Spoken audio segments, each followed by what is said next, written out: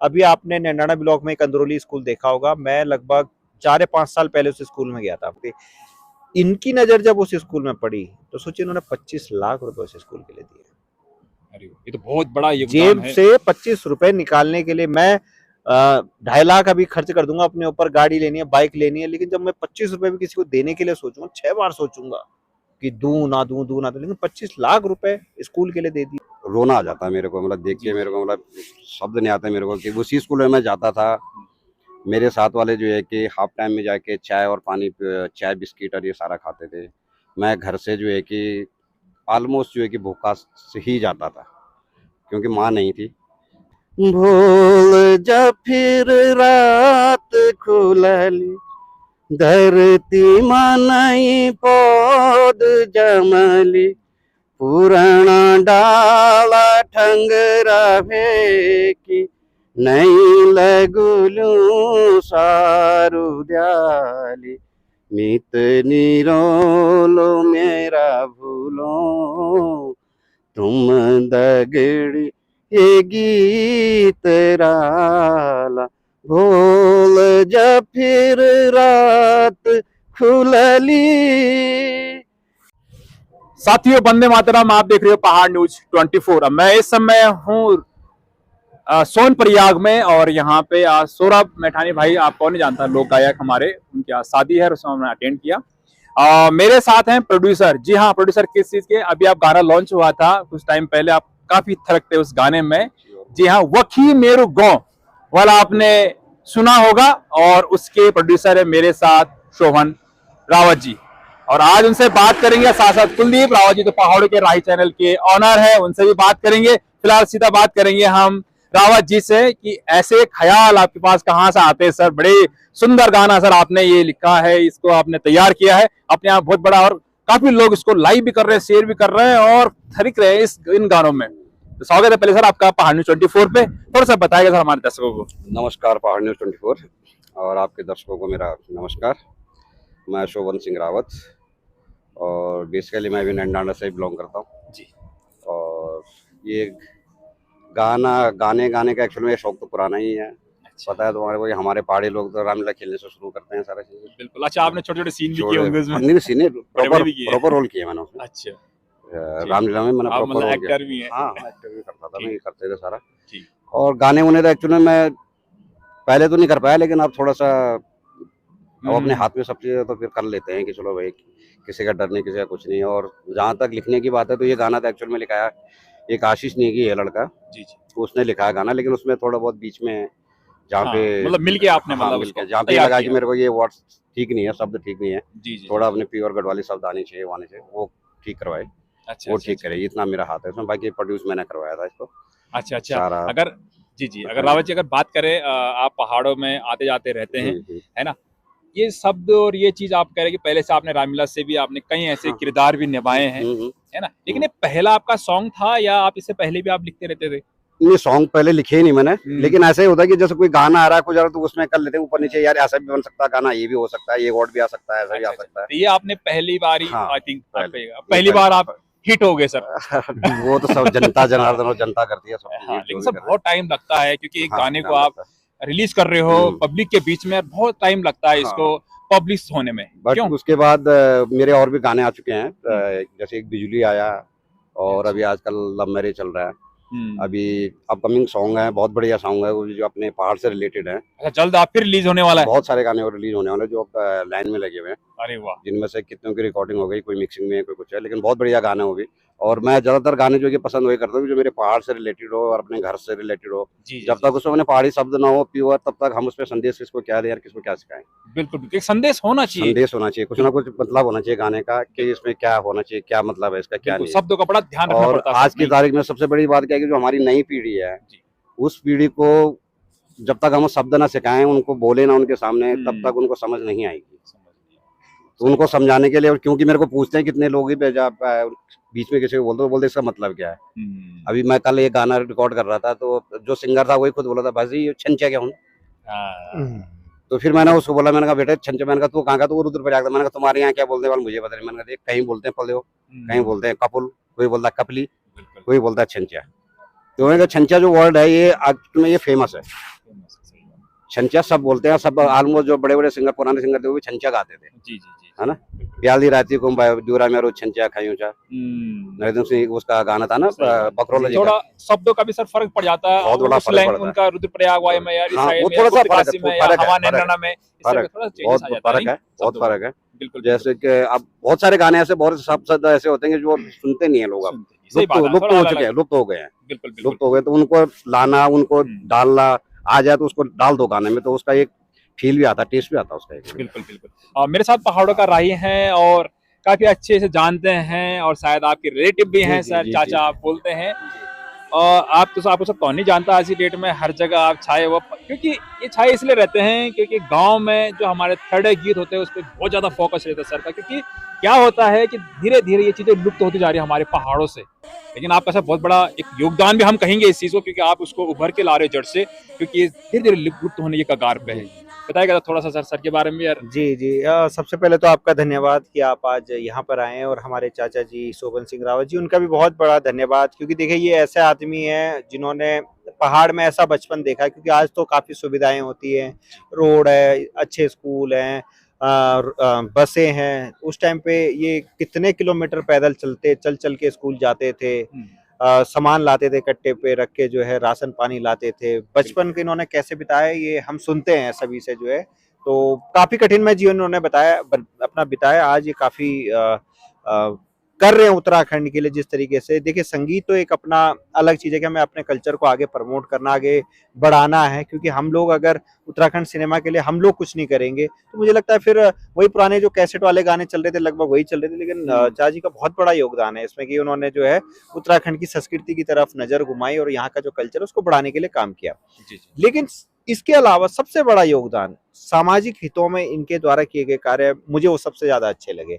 अभी आपने नैनाना ब्लॉक में एक अंदरौली स्कूल देखा होगा, मैं लगभग 4 या 5 साल पहले उस स्कूल में गया था, जनता इंटर कॉलेज। जी जी जी, मैंने उसकी हालत देखी, बहुत ज्यादा दयनीय है। जब मैंने टीचरों से पूछा, लाखों रुपए फंड आता है, लाखों रुपए जो है, जब उसका जो मैनेजर है उसका इलेक्शन होता है उसमें लाखों रुपए खर्च हुए, लेकिन स्कूल की हालत बिल्कुल खंडर। मैंने कहा कि वीडियो में इसके मुद्दा उठाता हूँ, करे नहीं नहीं, मना कर दिया। मतलब इतने नर्वस हो गए वो चीज देख के कि शर्म आ रही थी उनको भी कि हम ऐसी बातें बोल रहे हैं कि क्या हालत है, कैसे बच्चे पढ़ रहे हैं, मतलब कभी भी वो बिल्डिंग नीचे गिर सकती। इनकी नजर जब उस स्कूल में पड़ी तो सोचिए उन्होंने 25 लाख रुपए उस स्कूल के लिए दिए। अरे ये तो बहुत बड़ा योगदान जेब है। से 25 रुपए निकालने के लिए मैं 2.5 लाख अभी खर्च कर दूंगा अपने ऊपर, गाड़ी लेनी है, बाइक लेनी है, लेकिन जब मैं 25 रुपए भी किसी को देने के लिए सोचूंगा 6 बार सोचूंगा कि दूं ना दूं, लेकिन 25 लाख रुपए स्कूल के लिए दे दिए।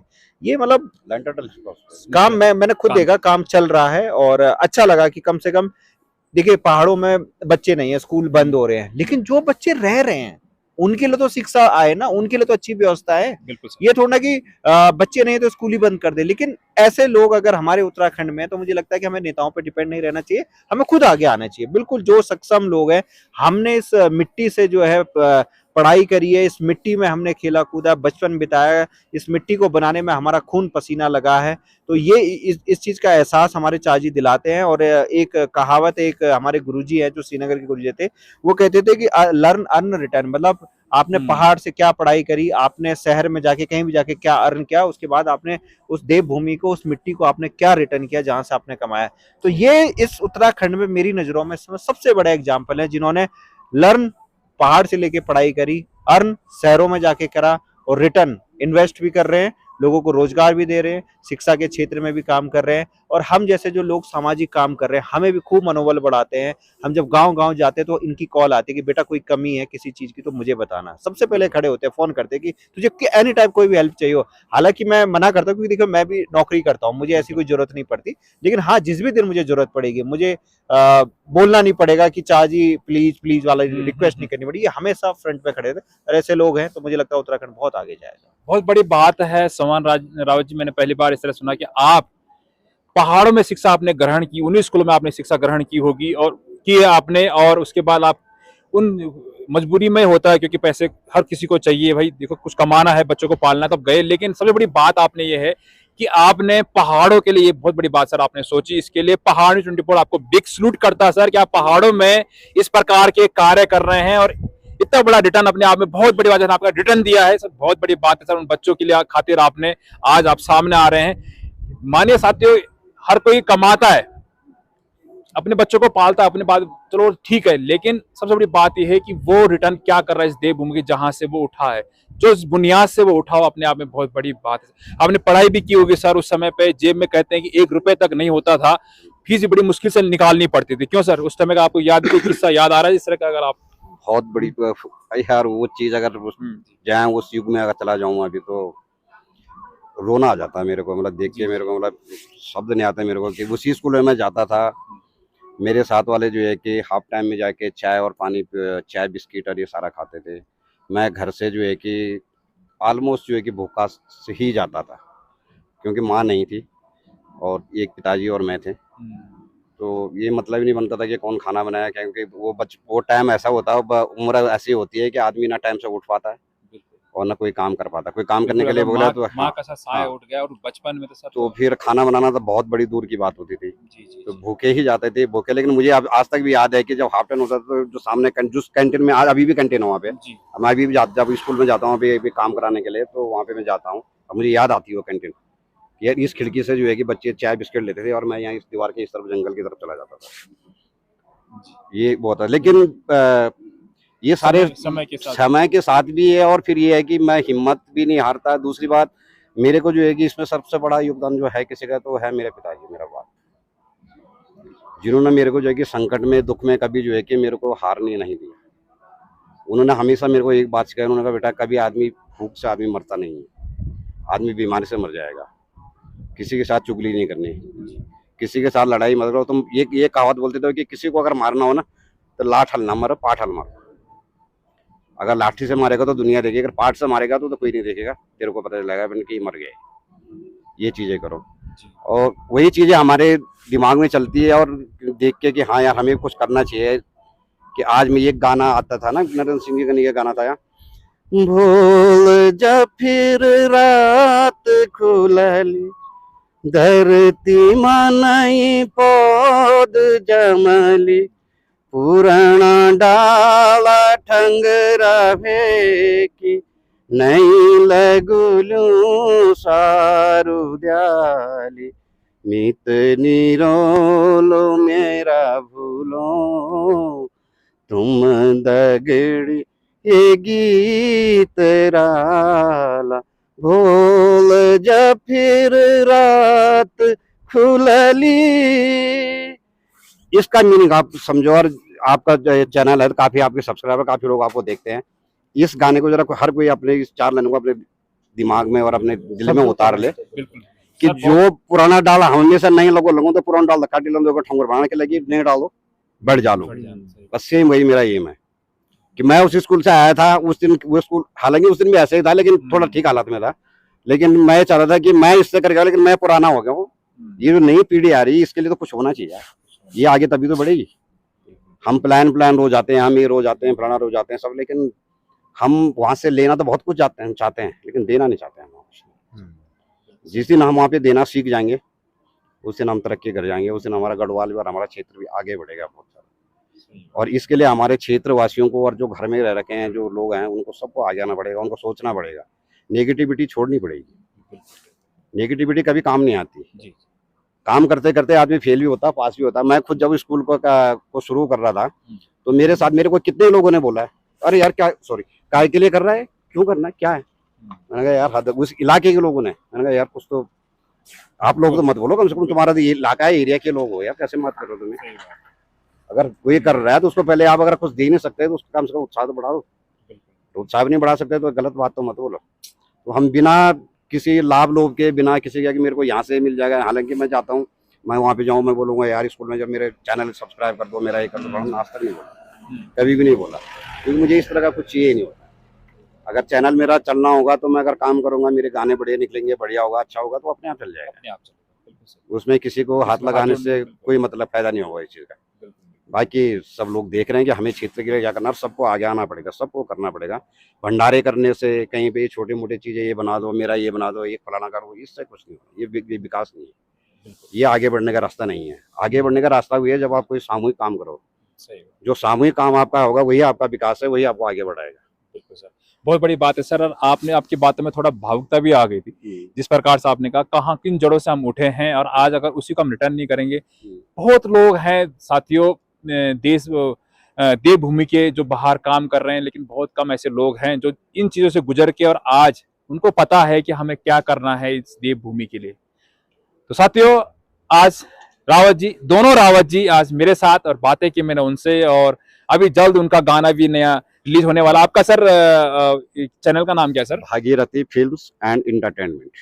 सुन लिया होगा आपने। प्लीज सपोर्ट भी कीजिएगा और सब्सक्राइब जरूर कीजिएगा, like, लाइक शेयर और सब्सक्राइब जरूर कीजिएगा साथियों। एक चीज और जी, कि कितने व्यूअर्स ये बोलेंगे अब इसमें आ गया कि यार तुम वो तो गढ़वाली लेकिन हिंदी में बात करो। हाँ, हिंदी में बात करने का सबसे बड़ा इसलिए किया था कि वो कहीं हर हमारे जो वो हैं हाँ, वो भी समझ सके। वो भी समझ मैं वही चीज अपनी बात में, हाँ। कई लोग मुझे बोलते हैं, कमेंट करते हैं सर, हाँ। लेकिन ये है कि हमारे जो अदर जो ये बाहर के ये लोग हैं, ये यूपी साइड के लोग हैं, मुंबई के लोग हैं, वो भी हमारे चैनल को देखते हैं, तो वो थोड़ा भी समझे हमारे कल्चर के हम कह क्या रहे हैं। और दूसरी बिल्कुल। बात, मैं जी। कभी कहीं किसी का एक आर्टिकल पढ़ रहा था, कोई मतलब अननोन गढ़वाली था वो, तो उसने लिखा था यार, वो बात मेरे को बढ़िया लगी। उसने कहा भाई ऐसा है कि हमें पता है कि तुम गढ़वाली हो, नाम से पता चल रहा तुम गढ़वाली हो, लेकिन जब आप कोई ब्लॉग बनाते हो या आप कोई चीज बताते हो अपने गांव के बारे में या किसी के बारे में, तो तुम गढ़वाली में बताते हो, हमारे को समझ नहीं आती। बिल्कुल। अगर आप हिंदी में उसका ट्रांसलेट कर दो या हिंदी में बता दो, तो हमारे को भी समझ आएगा कि वाकई में आपने क्या बोला था, क्या किया था, क्या नहीं किया।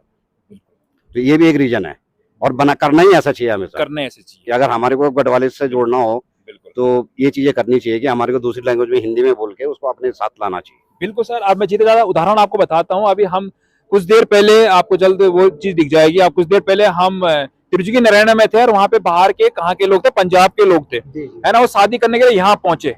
जब उन्होंने हिंदी में चीज देखी होगी तभी सर वो यहाँ पहुंचे, है ना। तो ऐसे ही अगर हम हिंदी में बात कर रहे हैं तो इसका मतलब ये नहीं कि हम गढ़वाली या हम उस शब्द को भूल रहे, नहीं। गढ़ हम तो बिल्कुल लान, ठीक है, हम गढ़ में बात कर दो, लेकिन हम ये चाह रहे हैं कि हमारा कल्चर यहाँ तक सीमित ना रहे, ये देश विदेश तक पहुंचे। बिल्कुल। तो साथियों, आज हमारे साथ दोनों रावत जी, जिनसे बात हुई, काफी बातें हमने डिस्कस किया। तो इस बात को आपका क्या राय है, आप कमेंट बॉक्स में लिखेगा और वीडियो को ज्यादा शेयर कीजिएगा। देखते रहेगा पहाड़ न्यूज 24।